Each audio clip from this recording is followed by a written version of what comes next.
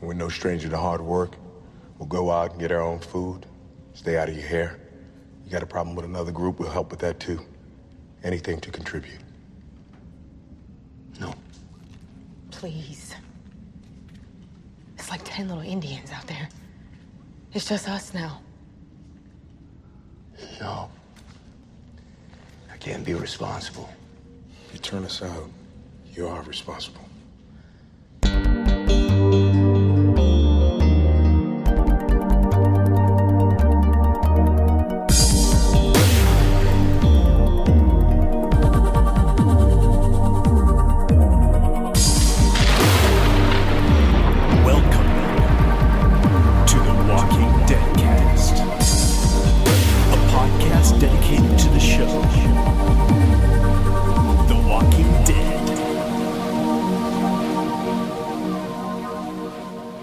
Hey Zedheads, welcome to our podcast. I'm Jason. And I'm Karen. This is the Walking Dead cast episode 90. Woohoo! We got our Troomer. Troomer in hand. It's Yay! good. Tastes like Stella. Tastes a lot like Stella. And it's made in Berkeley. Thanks for bringing that. Sure. I owed you. I think I've lost several bets. I mean... Clearly you're the one about Andrea. Because she's still sticking with the governor. Can you believe it? Actually makes me think that maybe she's still drinking the tea, and that actually makes my argument stronger. Well, if you win on the tea bet, does that mean you also win on Andrea because it doesn't count because she was under the influence, and really she would be? Yes, we can make that. Yes. Too bad there's no tea. Milton's there. Milton's brewing it. Doesn't he look all clean like he'd brew tea? You can be a ratty, dirty tea brewer. He's the cleanest man in Woodbury. I'm going to bust your tea making stereotypes. Fine. I'm going to roll around in the mud and make some tea. Delicious tea. Don't expect me to drink it. Say, would you like some tea? No. It's very good. It's mint with chamomile.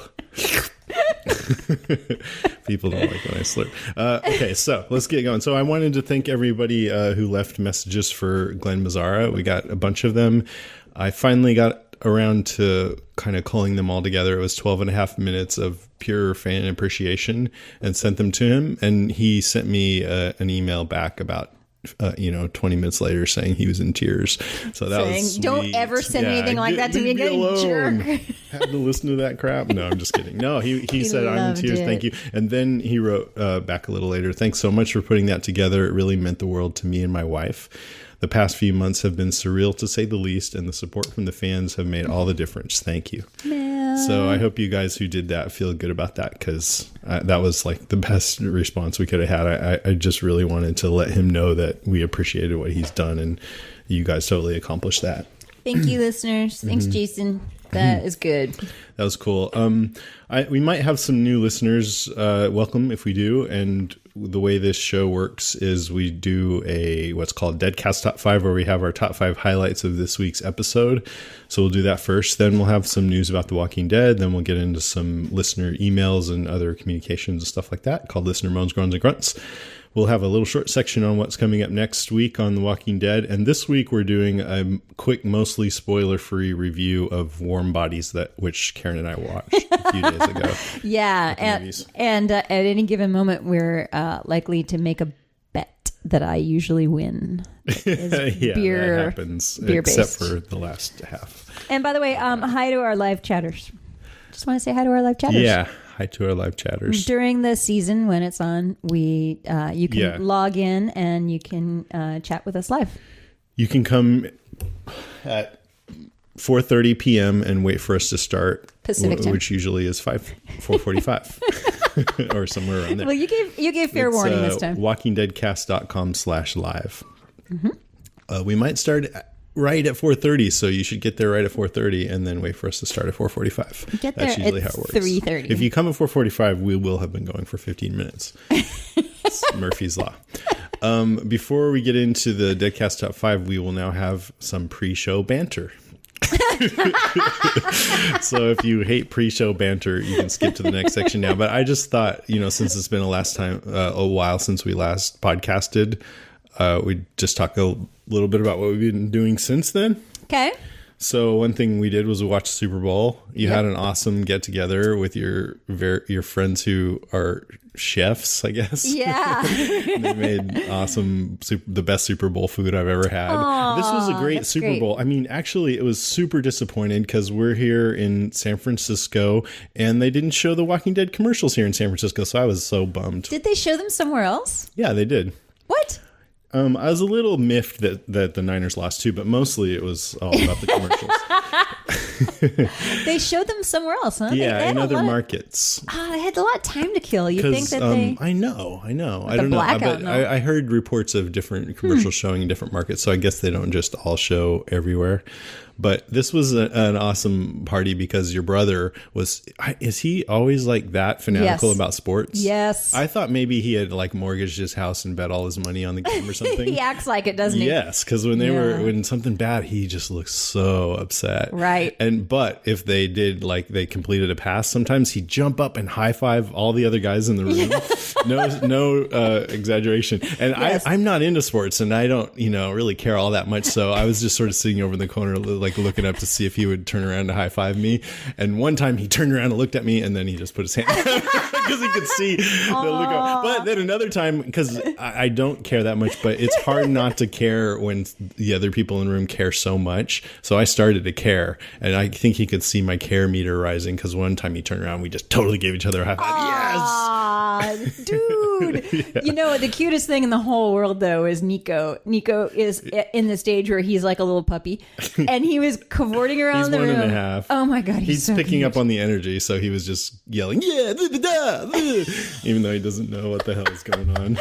No, that's pretty much what everyone sounded like. Yeah, and he staggered around like he was drunk, which just like pretty the rest much of us. Exactly. And also want to just give a quick shout out to Karen's friend Kylie. Yeah. He's I He's know a he's listened, listener. and this is the first time I got to meet him. Super nice guy, Hi, Kai. cool dude. Yeah. I watched all of House of Cards. You watched the whole thing in one weekend? This new, I think there have been one or two like this before, but Netflix is trying to become HBO, but they're doing their own special spin on it where they see that people have been binge watching TV, so they decided this brand new show, they just put out all the episodes all on the same day. And was it binge worthy? I'd say so. I thought it was it's a political thriller, and it's like if you enjoy all the political backstabbing that goes on, which I don't like that it happens, but I do kind of get into it. Well, that's what this show is about. It's total political backstabbing, and it's very complex. It's sort of like a modern day Game of Thrones, Yeah. This is actually a remake. Some British show, right?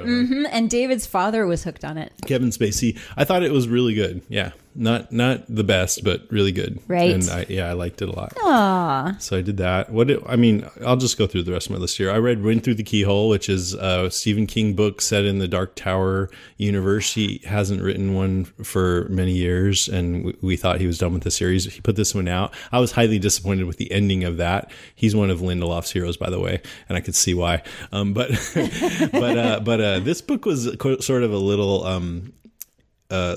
incomplete in and of itself. Didn't really have much to do with the overall story, but it was very well written and this little fantasy and some twistedness to it. I highly recommend it. Short. I still have 11/22/63. I think that's the name of it. And I still have it on audio. And maybe you need to read it. So I heard that was one of his better ones. Yeah. Maybe you need to read it, and we need to get with the listeners and make that one of our books that we read together. Something like that. You read it first, and then tell me if it's any good, and if you like it, then I'll do it too. Sounds good. And then finally, I've been listening to this new, or it's new for me, podcast called The Because Show. It's these three women.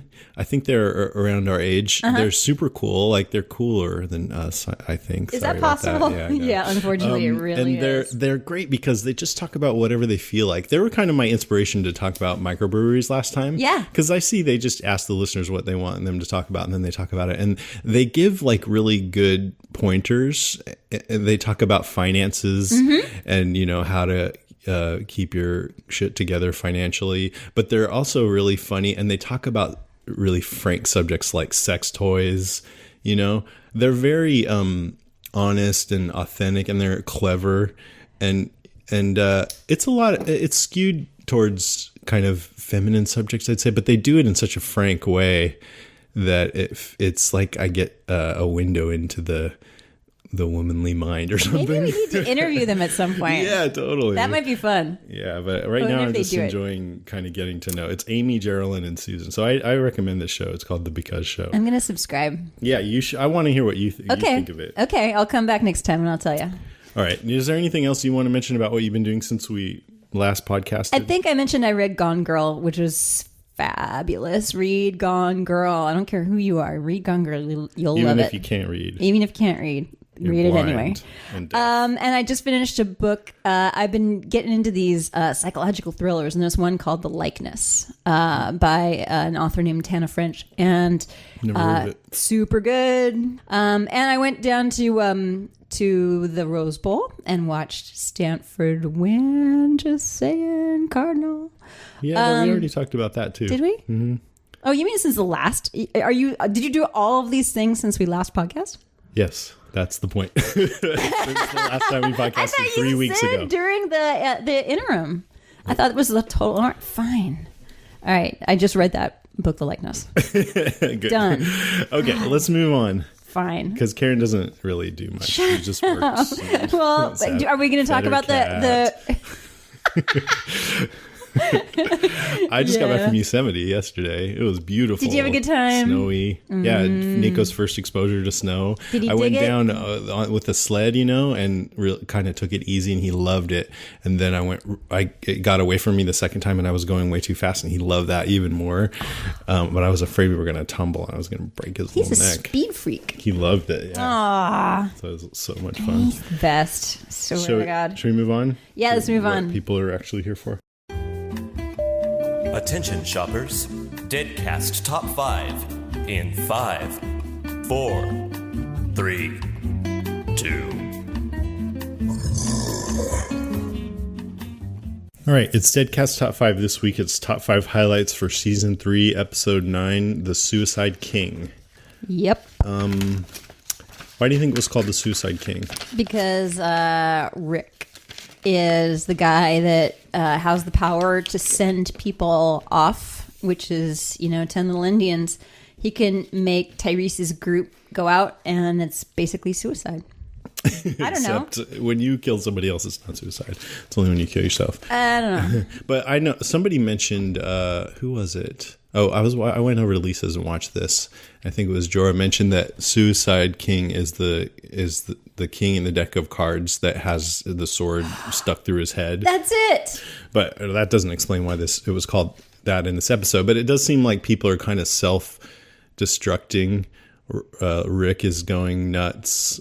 The governor, everything's collapsing around him. I mean, it's vague connection. You would think they'd call that the One-Eyed Jack. Not the Queen of Hearts. Yeah, I don't know. No. But, I really wanted to like this episode, but I have to say it wasn't my favorite. Nope. It was probably my least favorite of the season. I gave it, out of 5 brains, I gave it a 3.8. Really? So I was wondering if you were going to disagree with me, but I'm glad we're on the same track here. I started out giving it a 3, but it started to get better towards the end, I thought. I mean, there were some good moments in it for sure, but I gave it a 3.5. Yeah, it was just like, meh. I mean, It felt like a transitional episode. That's exactly what I wrote right here. Transitional episode. Oh my God. Everyone has to drink.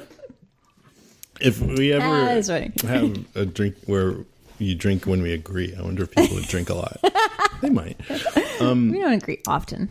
Yeah, I thought not only did it feel, I mean, transitional episodes are fine. Yes. And, setting things up, but there were too many things that just felt kind of odd or unnatural or didn't quite work. Especially, can I go first? Yeah, do it. Okay, my first one is Daryl and Merle's fight scene in the arena.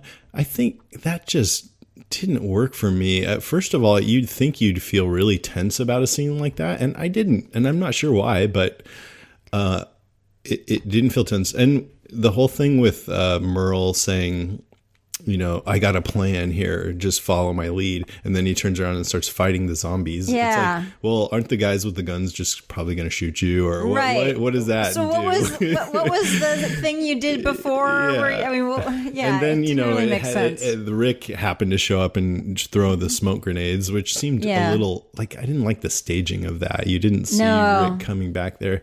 They should have had it like a cavalry moment or something, but it's like he was creeping around. To me, that whole scene felt like when I was at Universal Studios recently and I went to see this show that was based on Waterworld. Did you ever see that movie? Yeah, no. Well, I love that movie, actually. Did you really? I know most people didn't. So they had these like constructs that came right, and it was actually a great show, but it felt like an amusement park show. And I could see myself going to an amusement park and seeing this zombie arena thing, Right. Just like with the limitations of the amusement park, this was the best they could do or something. Right. Which is harsh, but...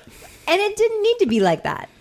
I mean, it could have been it would be really awesome. It was thrilling at the season finale. I was really looking forward to that scene, and during the break, I was thinking, "Oh, this is great." I mean, I even think I mentioned it. I'm like, the Dixon boys, they're in trouble, and they were in trouble for about, I don't know, all of 10 seconds.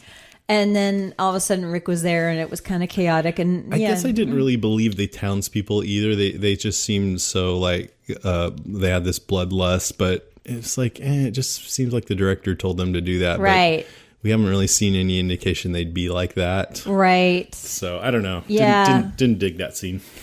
Yeah, I was with you, and actually I felt that way throughout the entire episode. Oh, really? So so here's and I'm not even picking 5 favorites. I'm picking 5 things that sort of made an impact one way or another. That's what we are supposed to do every time, by the way. That's why I changed it to but highlights. I usually pick favorites. Mm-hmm. Yeah, I always. You know why I like to do highlights instead of favorites?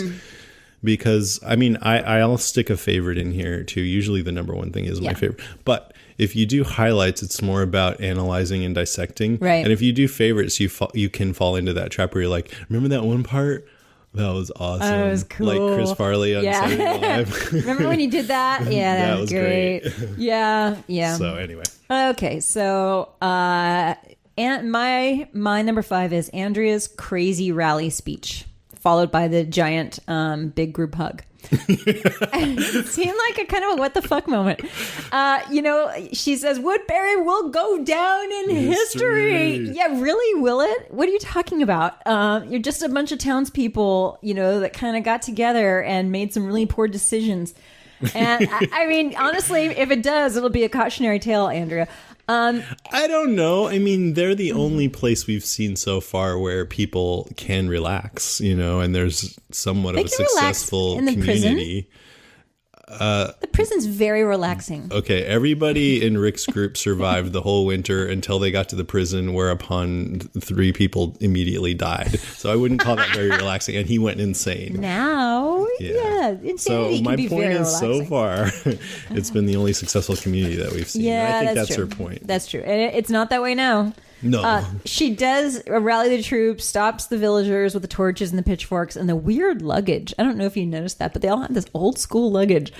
They should have rolly carts. Everybody has rolly bags now. God. They're so like bipolar too. Like the night before, they're like, kill him. And then something bad happens. They're like, let's get out of here. Right. And they're all at the door, like ready to, there's no like town hall meeting to just figure out what the good plan would be. They're all piled into the truck came. like Jed Clampett. Yeah. Come on, we're going to Beverly. Yeah, it's and there's like zombies outside and they're like, let us out to be among those zombies quick. Right. Any weapons. Right. We don't know where we're going, but we're panicking. Yeah, that sort of felt forced. But I'm sure that the writer's like, well, we have to have a moment where she rallies the troops and then the governor will look down and see that she's rallying the troops and he'll be impressed and he'll put her in some sort of leadership position, which will put her in direct conflict with Rick's group. And that'll set up the dramatic tension in the future. Yeah, it's like obvious hand of the author. But, if people tend to like our podcast because we're even-handed and balanced, and we love the show and we're enthusiastic and stuff too. So maybe we're not balanced. We're even a little more towards the enthusiastic side. But this is the episode, it sounds like, where you get to hear a little change. So enjoy it because it's not usual. And we hope that next week episode won't be like this. And I have some good things coming up too. But I do too. my number 4 is not is interesting. Andrea sticking with the governor is like ridiculous at this point. Oh my God. At the point where she said, why didn't you tell me that Maggie and Glenn were here? He says, you're just a visitor here, just passing through, so why should I tell you? And she says, don't drive me away. And it's like the total dichotomy of the bad boy abusing the woman and that just drawing her in even more, which happens, Sure. I mean, it makes me go, you stupid Andrea, you stupid, but it's not totally like, oh my God, this isn't how people act. So I'm okay with it. In keeping with her character so far. Which is annoying. Yeah. And then, yes, this whole thing about her being the cheerleader for the town. One thing I thought was interesting about her speech was it was all about persevering, which maybe is a clue into her character. Like when things go bad with her boyfriend, she's all about persevering with that too.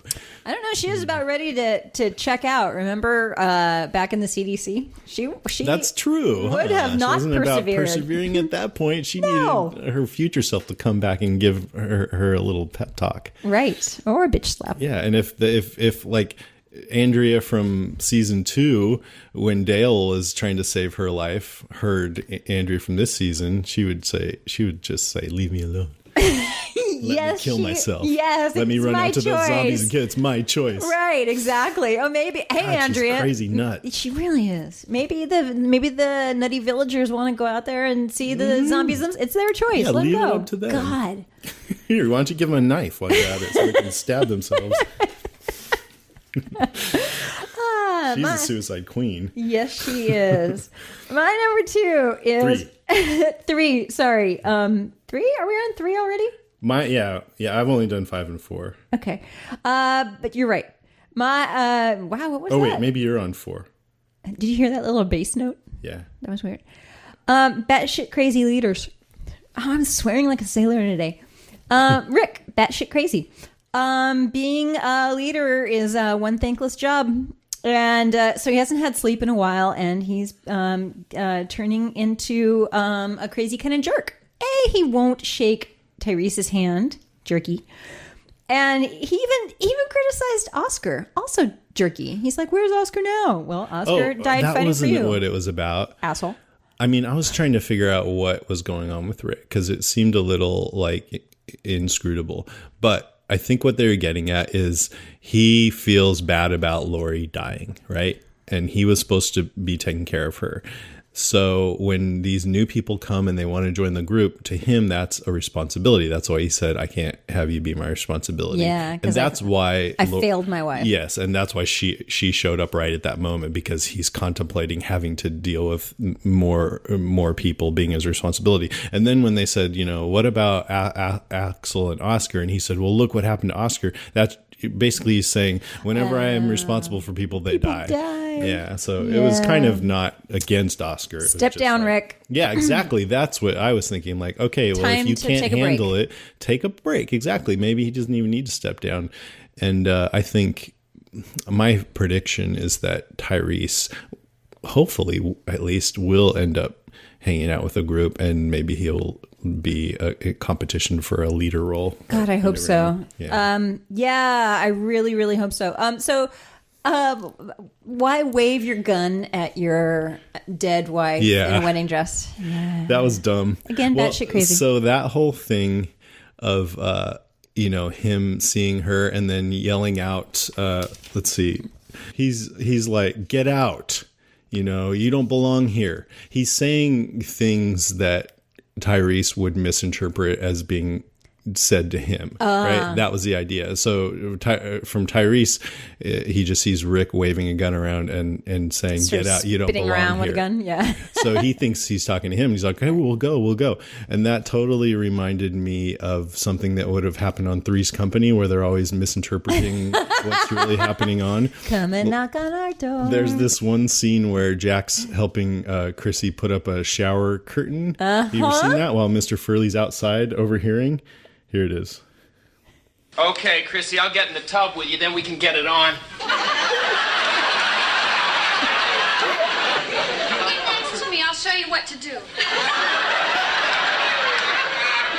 This isn't exactly the first time I've ever done this. Maybe so, but but girls are better at this than boys.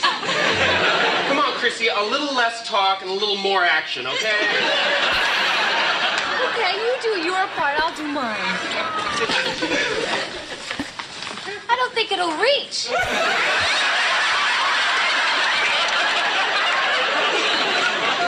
Of course not. You've got to unfold it first.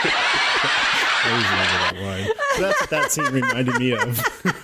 And who played Mr. Furley? What was his name? Don Knotts. Don Knotts with the big googly eyes. Yeah. Yeah, and his googly eyes were like, you get to see his reaction the whole time. And bugs that his scene's eyes much up. better when he's standing outside going, What? Unfolded? What? Yeah. You're right. This scene is just like that. Yeah, it's in the tradition of a great show, so I guess we can give it that. I've got a bullet for you.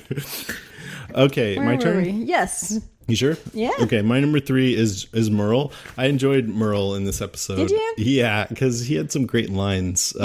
Here's I got a few here. Here's one. Drop the sword. If it wasn't for the thing. Oh, he helped us get out of there. Yeah, right after he beat the shit out of you. Hey, we both took our licks, man. Jackass. Because to him, that's just the world he lives in. Hey, man, we fought. Jackass. It's cool. It's all good. Yeah, what? We both got our licks. Here's another one. Hey, look like you're going native, brother. No more than you hanging out with that psycho back there? Oh, yeah, man. He is a charmer. I got to tell you that. Been putting the wood to your girlfriend Andrea big time, baby. Oh. Then he shakes his tongue like And he called Michonne his Nubian queen. Yeah, that, and then he had a racist remark, which I don't have here, about how like she had her zombies in chains. Kind of ironic if you think about it. Oh my god! So he's not that lovable of a guy. I would say. That. Here's one more though that I thought was funny. Oh man, look at this. Pathetic. All these guns and no bullets in me. You better Shut up! Shut up yourself, bunch of pussies, you roll. Asshole. That was a great moment. That was one of my favorite moments. The whole thing, or just that last?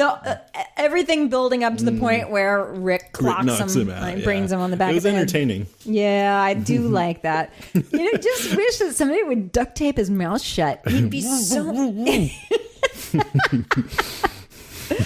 Yep. Actually, that brings me to my next one, which is the Dixon Boys on the Road. Mm-hmm. I don't think it's the last time we're going to see these kooky guys. I don't even think we're going to go one episode without Daryl. People are like, "Oh, I'm so upset," but don't be upset, people. No way. Don't be upset. He's fine. But my number 2 was just losing Daryl. That is one thing. I don't want Daryl to leave the show. And this episode, I've been sort of lukewarm on Daryl, and in some ways I still am, because I think he's too cool for school. But when he left the group, I felt bad. I was like, no, don't leave. And, but I like the whole dichotomy of him having to choose between his brother and the group. And I like that he's always shown that he's loyal to Merle and he wants to find Merle. And it felt right that he was like, nope, I'm going with Merle. But it was sad. And that, when Beth said, we're weak without him, I thought, oh, not totally, but yeah, you're weaker for sure. Much weaker. I love that scene where she's talking to Carol, and she's talking about it to Carol, and Carol, who I really like her now. And she seems so calm and sensible about it. She's like, look, she described it as, he has a code. He has a code. It's completely keeping in character with him. And she said, we need more men like that. And I'm like, wow, Carol. I like that too. But the whole analogy about, she said, if Ed came back in here, I'd like to think I wouldn't go with him. That doesn't quite fit, because she just seemed like she was done with Ed, and she didn't want to be with Ed anymore. But Daryl has always wanted to go back and find Merle, but still, it's something I could see her saying. Yeah. Totally fit. But it was, I liked her response to that. And at first, she was really upset, which made sense, but she kind of came to accept it. But I was trying to think, okay, who are the strong ones? Michonne's strong, but I kind of agree with Rick that I don't know if I'd be wanting to keep her around at this point based on what anything. She doesn't give any of the key information. And she just kills wantonly. Yeah, it's pretty random. Yeah, she might be too dangerous. I'm very disappointed how they've written her character, which is don't give her any lines. I'm not. I mean, I think they will still, but I just, see. based on what we've seen too far, I think that Rick might be right and not. I think she's just sort of having PTSD, but do you really want someone who's having PTSD? Right. And then Tyrese, I bet, is strong, but we don't know him very well. Rick is strong, except he's losing his mind. Glenn is strong, I think, no matter what. Yeah. Maggie's pretty strong lately. Yep. And Carl's strong lately. So right now, I think the core of their strength. Her show was pretty good this episode. No, I'm saying like as far as keeping them safe from the zombies. Oh, no. Glenn, Maggie, and Carl are the ones that are the strongest right now, and Rick too, even though he's nuts. I call in my head he's if his sister is a little ass kicker, Glenn is not Glenn. Carl is a little headshot. Little headshot. Hey, headshot. Get over here and do your chores. And that Alan and Ben who wanted to take out Carl and Carol and like do a prison revolt. It's just a little kid. Yeah, they have no idea. They're kind of right about Carol, but not Carl. No, I don't even think they're right about Carol. They don't know. She's toughened up. I don't know. She's a bad shot. We know that. That's true. Okay, your turn. Tyrese and Sasha. I like that they've come to see. Here's something positive. I like how delightfully reasonable they are, and that's kind of a refreshing palate cleanser. I like their backstory about their survivalist nut neighbor. You know, who knew that we'd be actually they'd be hauling up there for months. So they actually spent I don't know how many months in his bunker. I like that too. It was a little bit expository, but I guess that makes sense that you tell. Prepared, folks. That's all I'm saying. Nuclear bunkers are good. Right. I like the fact that he's sort of funny. Him, the first brother that wanted to break into prison. Yeah, they just seem pretty great. And tried to stop Crazy Alan and Ben from leading a revolt. They seem very, very reasonable. So I hope we see more of Tyrese and Sasha. And by the way, the actress who plays Sasha, oh my gosh, she's so beautiful. Cute. The only thing about her is she had this sort of flash dance look going on with one strap hanging down over the shoulder. Did you? And Andrea's always doing that. It just is distracting, especially because she's so cute. It's like, oh, there's a fashion plate with the rest of the crew. Yeah, she has her hair done all nice. Yeah, they all look way better than the situation with Merritt. But they do. But at least their clothes are ratty, and she just looks like she stepped out of some. I mean, she's dirty, but I don't like that strap thing. They should not do that. They should not have that. It's a little too jaunty for the zombie apocalypse. Okay, my turn is, I already said it, but Ghost Lori. I thought it was very creepy, Ghost Lori. Mm-hmm. That was cool, the way she was in this gown and silent and dark and up high. Do we know for sure it's Sarah Wayne Callies? Yeah, well, it was her. I mean, we know because we saw her on TV. Well, no, it was so dark it was hard to tell. I'm pretty sure. We even adjusted the brightness so we could see if it really was Sarah Wayne Callies, but it was very hard to tell. Oh, I saw her, Sarah Wayne Callies, so they must have either gotten someone that looked just like her or else it was her. Okay. That's what I thought. And I thought it was, they want to have Rick being out of his mind. I've said it before when they had Daryl seeing Merle as a hallucination. I just don't like when they do stuff like that that's not really grounded in reality. And I don't think this is sort of analogous to military fighters who have PTSD. Mm-hmm. And I would like to ask, have you ever seen a hallucination of a person from your past that died, No. that looked clear as day? No, I don't think so. So it's, I guess, dramatic On the other license. hand, I've never gone through a war type situation. No, I'm saying I want to ask soldiers. Right. Oh, and I don't think so, but I guess it's dramatic. I mean, I don't think they would ever do something like this on, and probably sick of hearing me say this, but Breaking Bad or even Mad Men or something, And I want to see. I like this show when the zombies are the only thing that's not real and everything else is real. So right. I liked it okay, but I didn't love it. Yep. Hey, did you know that there was a Greg Nicotero zombie, by the way. Oh, I saw one that looked like him. Yeah, it was Andrea shoots him. It's on the grassy median strip, eating a Woodbury dude near the cool little solar panels. I was wondering about that. Yeah. Like, that one looks like the one that was eating a deer back in episode 3 or whatever it was. That was Greg Nicotero. Okay, you have one more, right? I do. Glenn getting all stampy on the zombie. Ugh.